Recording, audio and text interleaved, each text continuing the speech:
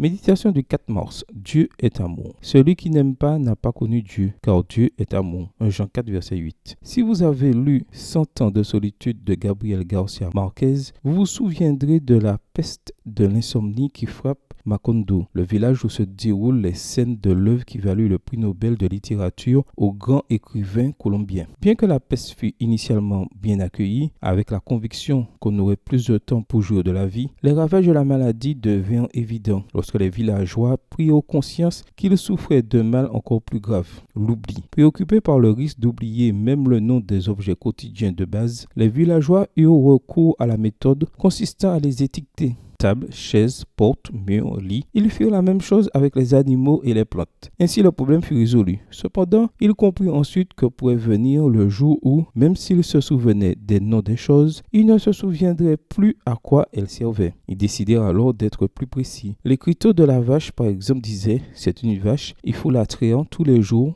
pour qu'elle produise du lait ». Après un certain temps, tout le village fut rempli de panneaux. Le plus grand dans la rue principale de Macondo disait « Dieu existe ». Aussi étendu que soit la peste de l'oubli, une chose était sûre à Macondo. Même s'ils oubliaient tout le reste, le panneau de la rue principale leur rappellerait toujours que Dieu existe. Une leçon, nous qui vivons à l'ère de l'information, où notre cerveau enregistre beaucoup plus de stimuli qu'il ne peut traiter et interpréter. Peut-être devrions-nous aussi définir les choses que nous ne pouvons pas nous permettre d'oublier. Et nous pourrions même penser à écrire des panneaux qui nous aident dans ce sens. Je suggérerais, par exemple, une affichette avec notre verset d'aujourd'hui. Celui qui n'aime pas n'a pas connu Dieu, car Dieu est amour. Et à côté, ou un peu plus bas, je placerai cette citation explicative, comme on l'a fait à Macondo. Dieu est amour. Cette parole se lit sur chaque bouton de fleurs et sur chaque brin d'herbe. Les oiseaux qui égalent les airs de leurs chants joyeux, les fleurs aux nuances délicates et variées, qui embaument l'atmosphère de leur doux parfum, les arbres élancés et les forêts aux riches feuillages. Tout nous parle de la tendre et paternelle sollicitude de notre Dieu et de son désir de faire le bonheur de ses enfants. Extrait du livre Vers Jésus, chapitre 1, page 15, écrit par Ellen G. White. Notre prière. Merci Père Céleste, parce que nous pouvons lire dans toute la création